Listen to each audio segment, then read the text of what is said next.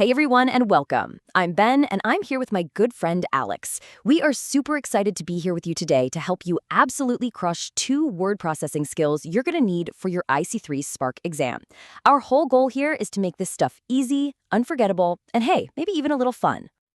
So, have you ever noticed how you can remember a funny story someone told you years ago, but you forget a boring list of facts like 5 minutes later? Well, there's a reason for that. Our brains are literally wired to connect with stories. So instead of giving you a long, boring lecture, we're going to learn from a couple of Alex's, let's call them learning experiences, to make these skills really stick. And look, why does this all matter? Because nailing these basics on the IC3 Spark exam is like building the foundation for a skyscraper. This is the solid ground for your entire IT career. The skills you learn right here are your first big step towards those bigger certifications you're aiming for, like CompTIA A+ and Network Plus. All right, so here's our game plan. First, we're going to jump into organizing data with tables. Then, we'll cover how to make your documents look sharp and professional.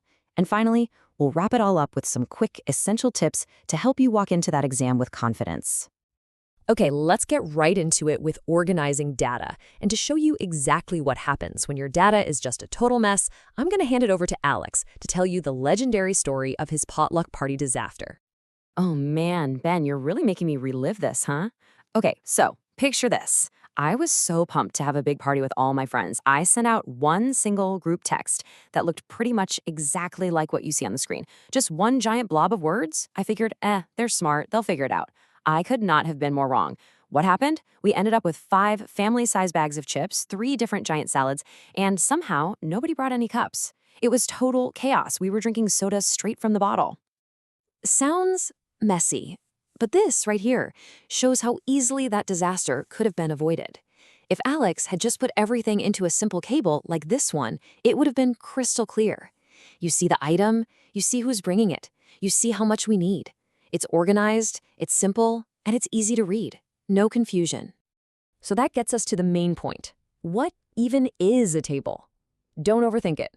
It's simply a tool that helps you organize information. It takes a jumbled mess of words and puts it into neat rows and columns. That's it. It turns confusion into clarity. Now, for the exam, there are 3 key words you gotta know. First is a row. A row goes from side to side, like a row of seats in a movie theater. Then you have a column. A column goes up and down, just like a big column holding up a building. And finally, a cell. A cell is just one single box inside the table. Row, column, cell. You got it. And trust me, this isn't just for planning parties. In the real world of IT, tables are everywhere. They are the basic building blocks for massive databases from companies like Oracle and Microsoft. And when you move on to your CompTIA Network Plus studies, you'll be using tables to plan out entire computer networks.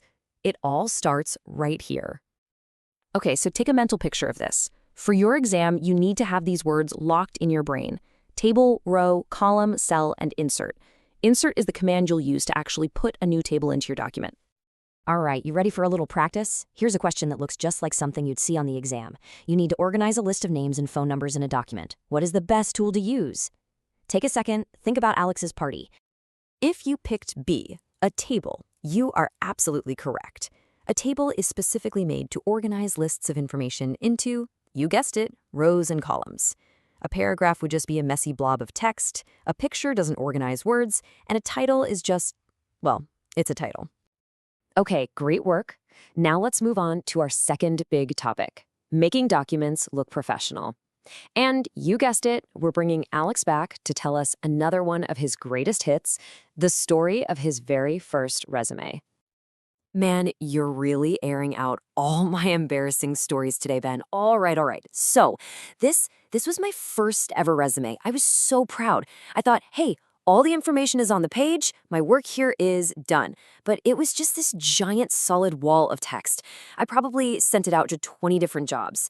And can you guess how many calls I got back? A big fat 0, not 1. I honestly had no idea why. Because nobody could read it, man. But check this out. On the left, you see Alex's wall of text. But on the right, that's the exact same information. But this time, it has professional formatting. His name is centered. The headings for skills and experience are bold. And there's space between the lines so you can actually read it. This is the difference between a hiring manager looking at it for 2 seconds and throwing it away versus actually reading it and calling you for an interview. So let's talk about the tools that make that happen. First is alignment. That's just where your text sits on the page, on the left, the right, or right in the center. Spacing is the amount of room you put between each line of text. Indentation is when you move a paragraph in a little bit from the side. And of course, you know bold and italics. They just make important words pop. And this skill is so critical for your IT career. A good, clean layout equals clear communication. It's as simple as that. You're going to use this every single day when you write professional emails, when you create project reports, especially if you move into project management with something like PMI Project Ready, and when you write instructions for other people. Okay, time for another one of those mental pictures. For this section of the exam, you'll need to know these keywords: layout, format, alignment, which includes center, left, and right, spacing, indent, and bold. All right, let's test that knowledge. Here's your sample question. Which formatting option moves a paragraph away from the left or right margin? Think back to those definitions we just covered. And the correct answer is C, indentation. Remember, indentation is what pushes your text inward, away from the edge. Spacing just changes the room between the lines. Alignment moves the whole block of text, and bold just makes the letters thicker. Okay, you've made it through the 2 big skills. Now we're in the home stretch. Let's talk about some final, simple, and really powerful tips to remember when you go to take that exam. You are ready for this. You've got this. Here are 4 simple steps for success. 1. Know your keywords. The words we listed today are like your secret weapons. 2. Just slow down, take a breath, and read each question carefully. 3. Look for clues in the question itself. If you see words like rows and columns, your brain should be screaming table. And 4, and this is the most important one, practice. Just use these tools. The more you use them, the easier it all becomes. And always remember, this is so much more than just passing one test.